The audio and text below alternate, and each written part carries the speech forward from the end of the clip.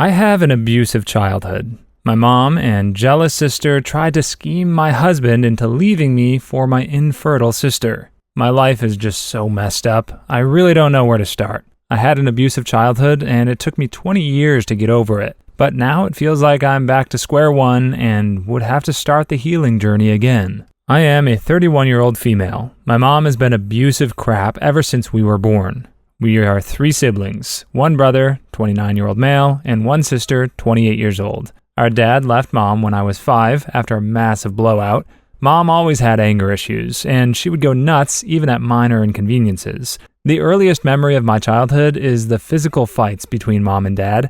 Mom would throw things at him, and he would try to dodge it initially, but after being hit and hurt, he would also throw stuff at mom. It might sound funny to some of you, but watching this as a kid is scary. They would get hurt and sometimes bleed. It was so traumatic for us to watch this fighting match between our parents. Most of these fighting nights, we would cry ourselves to sleep. Then one day, Dad left. I don't even remember which was his last hug before leaving. After that, our life became more terrible. Until now, the man in the house was our dad, and we didn't feel threatened. After he left, there were just some random guys showing up at our house. Some of them gave me and my sister weird looks, and some would fight with mom and break things. As I grew up, some of them would try to grope me when mom wasn't around. I was a little kid. I didn't know what it was, but I didn't feel right about it. Mom was always in a bad mood. It was just impossible to have any confrontation with her. She barely had time for us. We had to do most of our stuff by ourselves, and being the eldest one, I had to face the brunt. Mom had a drinking habit, and she came home late. When we woke up, she would still be asleep. I had to make breakfast and school lunch for myself and my siblings. When we came back from school, Mom was out for work, and then she would come late in the night. My brother would help me sometimes, but mostly I was on my own. On weekends, she would bring men at home, and that would be worse. She would be locked up inside her room for most of the weekend until she heard us fighting. She would come out, yell at us, or beat me and my brother, and then would push us back to a room. My brother ran away from home when he was 11. My mom didn't blink an eye over it. My brother was working at a store just a mile away, but Mom never reported him or brought him back home. After that, I also mustered some courage and ran away, but she reported me. I was brought back by the cops. I tried to tell the cops that I didn't want to be home, but I was too scared to tell them the whole truth. When my sister turned 12, she also ran away with her 18-year-old boyfriend. Again, Mom didn't report it to the cops. I was 15 and I got rebellious. I fought with Mom as to why she would let others move out but not me. She shed fake tears and said I was her favorite child and she can't live without me. But the truth was she didn't let me go because I was taking care of the house, making dinners and breakfast, cleaning the house, and doing other household chores. She was exploiting me, whereas my brother and sister were of no use to her, so she just got rid of them. I was a dumbass to not realize this earlier, so I just ran away from the house and just vanished. It's been 15 years since then. I've never seen my mom's face again. Now I'm married and I have 2 daughters. Sometimes when I look back, I cannot fathom how my mom could let those things happen to us. I mean, I'm so protective towards my girls. I'm always vigilant, even when they're around their grandfather and uncles. I've been in touch with my siblings since I got married 10 years ago. My brother is also married but has no kids, while my sister is single. My brother is in low contact with both of us and only calls or texts on important occasions. When my first daughter was born, my dad texted me. Apparently, he had been following all of us on social media through a fake account. He called and apologized for abandoning us. Initially, I was mad at him because he freed himself while leaving us in hell. He said he had no choice but to run because he was done with Mom's abuses and violence. He had no choice. He could have reported Mom and got our custody, but he chose to run away from his responsibilities. I was seeking therapy all this while, and eventually, I got over it and forgave him. But I'm in minimal contact with him, just a few email and phone calls in a year. I'm closer to my sister, and we talk more often, maybe once a month or sooner. We 3 siblings look out for each other in times of need. 5 to 6 years back, Mom reached out to all 3 of us and said we should reconcile. My brother slammed the door in her face and said he had no business with her. I did not answer her calls or texts. She didn't show up at my door. However, my sister chose to reconcile with Mom. She said she wanted to get over it, and her therapist told her that forgiveness and reconciliation are one way of healing from past trauma. I don't know how true it was or how much it has worked for her, but in my case, I was adamant about not having Mom back in my life. Next month is Mom's 50th birthday, and my sister came to me with a proposal of reconciling with Mom. I was shocked at her request because she knows what pain I've been through. Surely my brother and sister also had a painful childhood, but they had me as the protective shield. I made them food, did their laundry, cleaned them up, and looked after them. I had no one doing it for me. I was the one who suffered the most. I asked my sister if she remembered how Mom used to beat me even though I did all the household work. She said she remembers everything, but it's time to erase those sad memories because Mom is a changed person now. I said I was not going to reconcile. She got mad at me for still holding a grudge against Mom. I asked her if she had forgotten what I had been through. She says she remembers every bit of it, and it was horrifying back then. But we should forget about it. It's been so many years now. She says I'm being dramatic and exaggerating the entire stuff. She's like, everyone goes through this stuff, but no one takes the grudge to the deathbed. Like you were doing, you're blowing it out of proportion and unnecessarily giving air to your feeling of hatred towards Mom. I tried to make her understand that it was so difficult for me to come to terms with my past, and now she wants me to reconcile with the same horrendous past. She said, we are family, and that's what a family does. Forgive each other. She is trying to guilt trip me that I'm being unreasonable for holding on to the past. She's mocking me, saying my therapy has been a waste of money because I'm still not over my past. I discussed this with my husband, and he is also asking me to move on and reconcile. Now I don't know if my feeling of resentment is even valid, or if I'm being overly dramatic like my sister is saying. Update 1. Hello everyone, thanks for validating my feelings. It was reassuring that I'm not the only one who has faced this kind of rough childhood, and definitely not the only one who is holding this up. Everyone who said that they have been through this, I'm sorry guys. It's a terrible thing to experience. Hope you all come strong. You guys are right, I don't need to explain my feelings to everyone. Not everyone is going to understand it, even though they might have witnessed my turmoil. My sister and I usually talk over the phone and rarely meet because she lives 4 hours away. 2 weeks back, she showed up at my house unannounced. She hugged me unusually long and said she missed me. I asked her what's the matter. She said nothing, it's just sisterly love. For the whole time, she was circling back on the topic of family, the importance of forgiveness, and how family should have each other's back. I said, wait a minute, if you're trying to manipulate me to reconcile with Mom, then that's not happening. She tried to be Mom's advocate and said, Mom misses you so much. Why do you have so much hatred for her when all of us have undergone the same traumatic childhood? I said, I'm not responsible for how others feel about their experience, but I'm not letting this go. Besides, my brother has also not resumed contact with Mom, so why am I the only one for not having Mom back in my life? She said it was because Mom wanted to be around her grandchildren, and I was the only one who had children among our 3 siblings. I said, I'm still not sold. The woman who was so reckless with her own children, how could she be trusted with her grandchildren? Moreover, if Mom misses me so much, then why has she never contacted me? She asked me if Mom contacted me, would I forgive her? I said, I don't know, and I really didn't want her to contact me, so I dropped the idea of sending Mom to my door. She stood up and said, I'm such a bummer. My husband was in the living room watching TV with the girls. While leaving, she went to him and said, how are you putting up with this woman? She's such a dud. They both chuckled. I gave him a look, and she said she was just being funny. As my mom's birthday approached, my sister pestered me to show up at the party, but I set my foot down and said if she insisted any further, I was going to cut her off too. She backed off, but she was not very happy about it. I said, F off with your opinion, I don't care. Yesterday was Mom's birthday, and today she showed up at my house. When I answered the door and found her standing there, I felt like I saw a ghost. She was still her narcissistic, self-centered woman. She barged into the house, saying, where are my grandchildren? My girls were playing right there. I blocked her from reaching out to my children and asked them to rush into their room. Mom got mad at me, saying I was behaving as if she was a criminal. I said indeed she was a criminal and should have been held had I reported her to the cops 20 years back. She said I was vindictive, just like my dad. To piss her off, I said, yeah, that's why I'm in touch with Dad and not you. She freaked out knowing I was talking to Dad, who abandoned us. She tried to guilt trip me that Dad abandoned us while she worked hard to raise us, and I was still soft on Dad and resentful towards her. I said, yes, that's what I'm doing. She called me an emotionally weak person, and said she was only there for her granddaughters. I said I'm not letting my daughters meet such a cruel woman who let her children get groped by her boyfriends. She got offended at this and started shouting at me. I was so right. She hasn't changed a bit in the last 20 years. I asked her to leave, or else I'll call the cops on her. She left with a bitter face. This happened like 4 hours ago, and I'm still mad. My face is still red with anger. I mean, this is the woman my sister had been vouching for.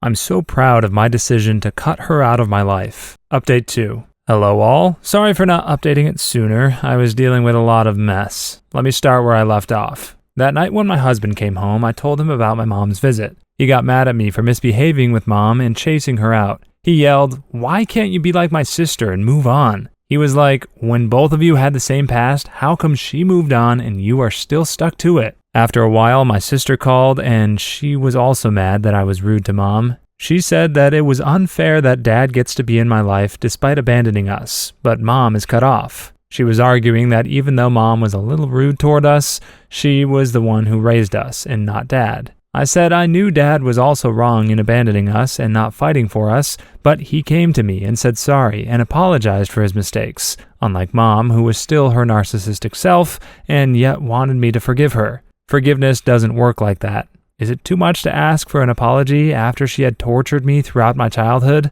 Sister said I was too egotistic and hung up. I was upset that no one understood me, and even my husband was dismissing my feelings. I even went into self-doubt that maybe it's me because the rest of everyone is on one side. For the next week, my husband was unusually silent. I also didn't make the move because I was upset too. Then a week later, he said he wanted to confess something before it's too late.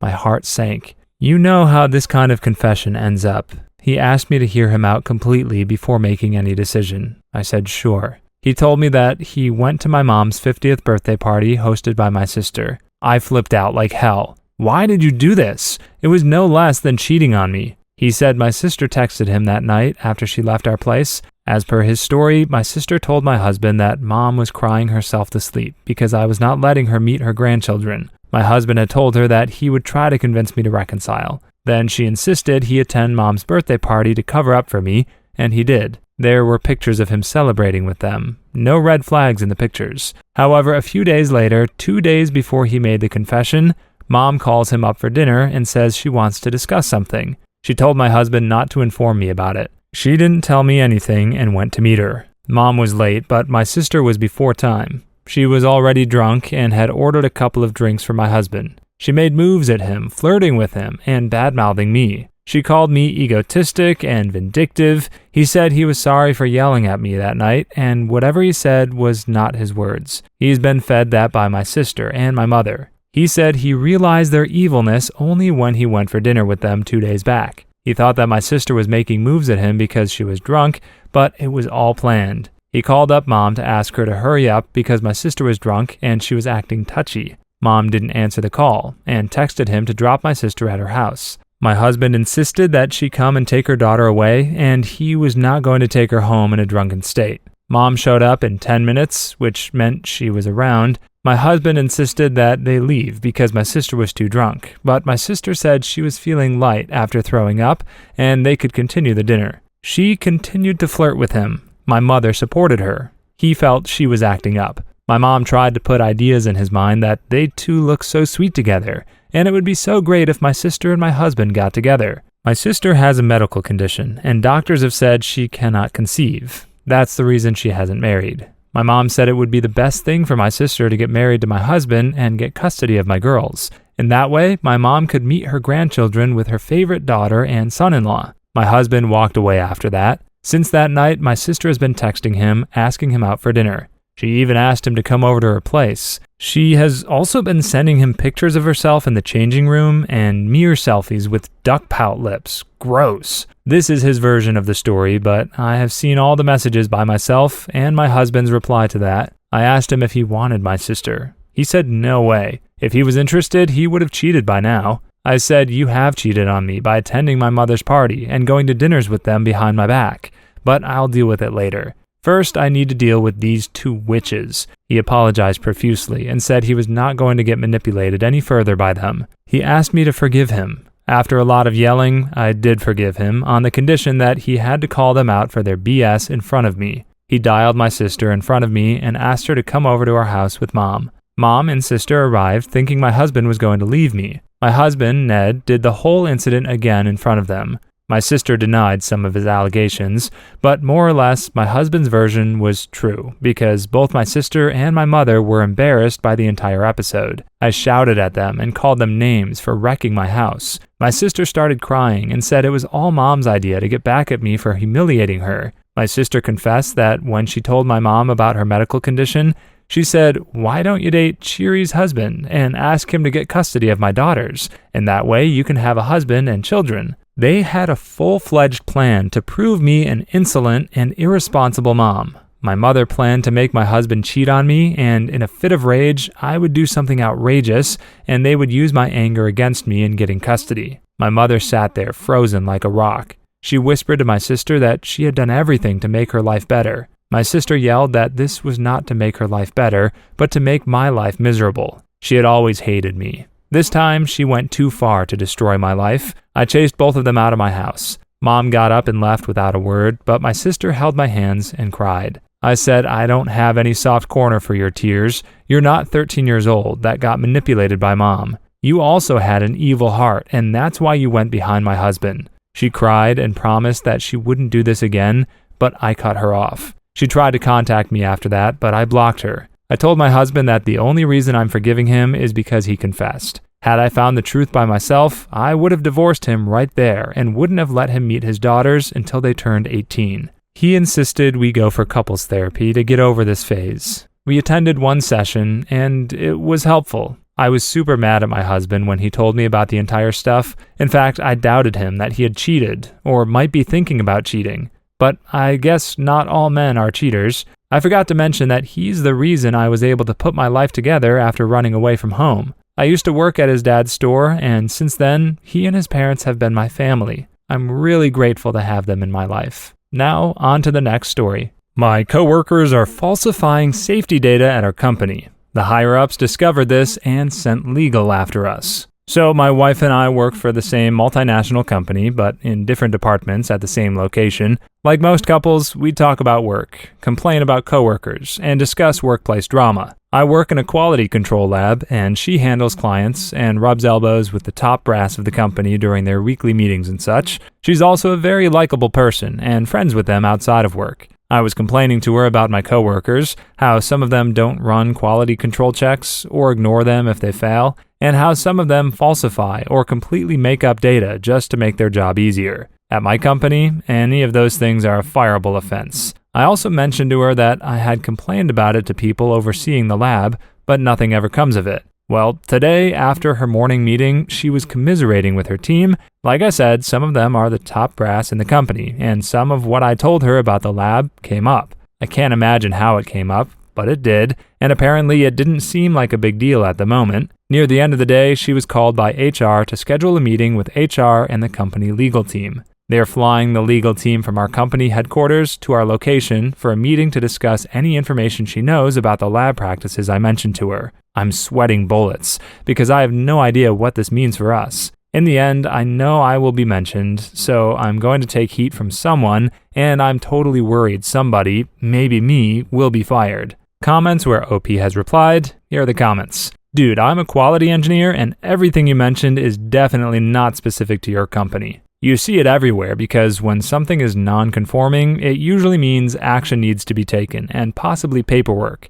So technicians find it easier to fudge the numbers to avoid the extra work. This is part of the reason why I hate my job. I'm going to assume you work in a highly regulated field, hence the attention from the legal team. But they will quickly find out why your wife knows what she does, get to you, and you'll have to provide evidence to support your claims. Your quality manager is going to be asked to provide all inspection documentation, and if you're doing your job correctly, you have nothing to worry about. One thing to know is that people won't know why the legal team showed up. They won't rat you or your wife out. OP, that's comforting. Not sure what you do, but it sounds like it needs to happen. No, kudos for the company for paying attention to it. Unless the company does nothing about the practices, but punishes OP and misses OP for not coming forward sooner, time to get a lawyer. Legal team from headquarters means a legal team for me. Are you the one falsifying data? No? Then I doubt you'll be fired. If you reported it to higher-ups, I would start documenting what you said to who and when you said it.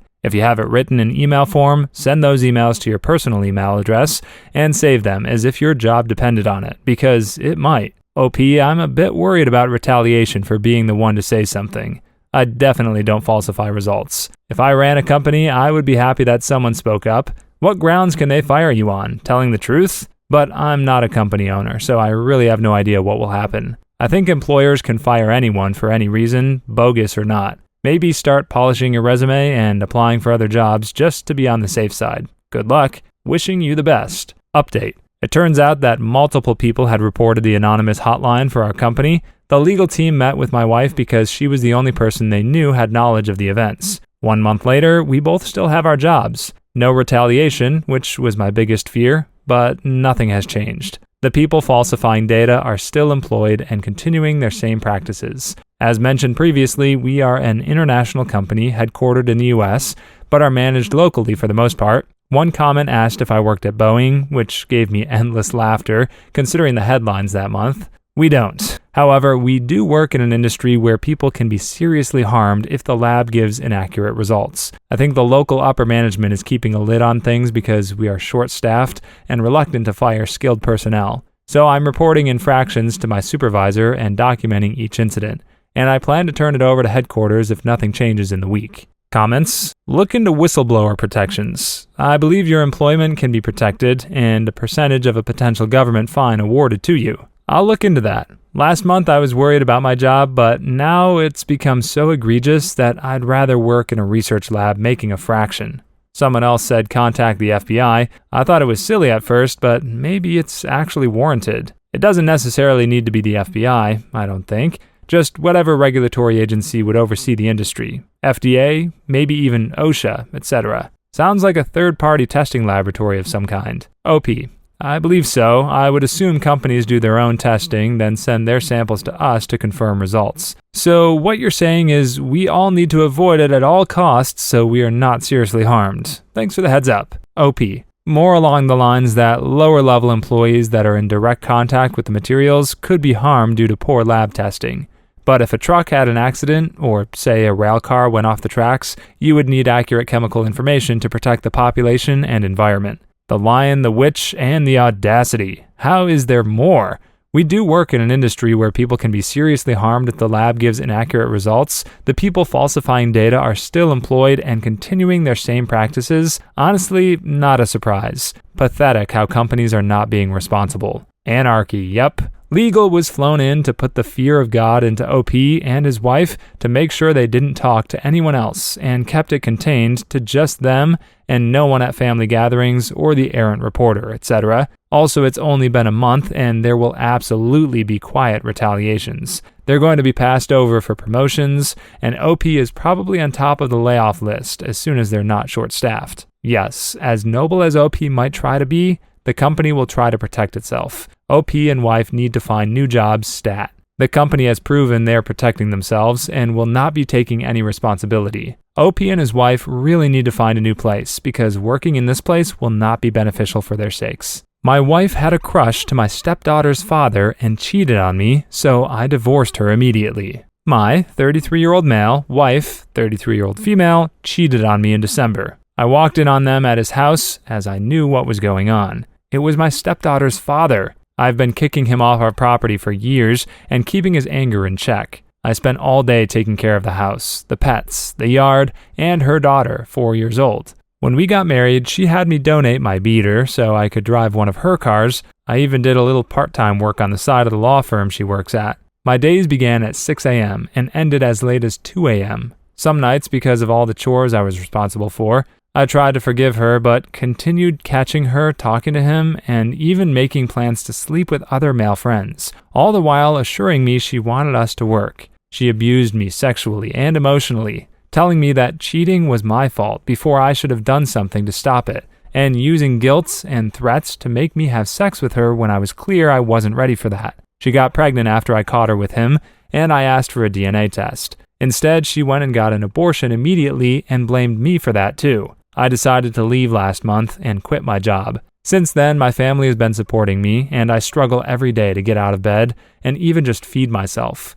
We were married less than a year ago. I'm getting no spousal support, no car, had to leave my job, lost half of my family, her family, and my stepdaughter. I have no home and was left with no money. If it wasn't for my family helping me, I would be completely homeless. My mental health is in a bad place, as I've found out that cheating was happening even when we were just dating. It was all fake, or some kind of game for her, and I'm left to pick up the pieces. I was cheated on and abused, and I'm the only one being punished. I'm told there's little I can do by my lawyer, whom I trust a great deal. He is a trusted family friend. What do I do with all this emotion? How do I fix myself? I know I need to take baby steps, get another job, etc., but leaving the house feels like an insurmountable task right now. I'm struggling with severe depression and anxiety. In public, even being with my friends is extremely taxing and leaves me a sobbing mess when I finally can drive home. I feel broken and nothing is getting better, and I don't know what to do. Update 1. Ex-wife bringing AP to our divorce hearing. Title says it all. A friend informed me that my ex-wife will be bringing the AP to the divorce hearing as a final jab at me. How should I deal with this? Several friends have offered to come as support, but some have said I should just do my best to ignore them. What would you do? Update 2. My divorce hearing was finalized today. My post history contains my full story, but I was abused by my ex-wife after catching her in our bed with another man days after Christmas last year. I tried R, but as time went on, I kept catching her talking to the same guy, and even planning to go see others out of town while getting inappropriate sexual Snapchats and texts from them, all while lying to my face and telling me she had cut contact every single time. Same story. I finally told her I was leaving and would be filing for divorce, and she told me again that if I left, she would kill herself. Here we are, though. I'm alive, and she is permanently out of my life. I came home from the courthouse and hit a few new maxes in the gym, and I'm all around feeling great. She doesn't know where I live. I moved out of town, and she doesn't know where my new job is. This woman, who I love dearly and would have done anything for, took everything from me. My job, my car, my home, my stepdaughter, my marriage, my mental health, and potentially my baby. Even though I'm confident it was AP's baby, she aborted it when I asked for a DNA test. This entire year has been an unending hell for me, and all the while she blamed me for leaving and tearing apart our family. By the time she arrived this morning, I was already speaking to my lawyer. We just had to be present and get the papers signed by the judge. I never looked at her once, not even when she tried to hand me mail from the house. I just grabbed it and kept walking. I did notice that AP didn't come with her. Odd, since she had been saying to mutual friends he would be coming with. Everything proceeded fine. I was stressed and emotional on the inside, but I kept a gentle smile on my face and kept my spirits high. She sounded like she was about to cry, but I never looked. It wasn't until I got home that I noticed a note mixed in with my mail. AP wasn't there because he got some other girl he was seeing pregnant.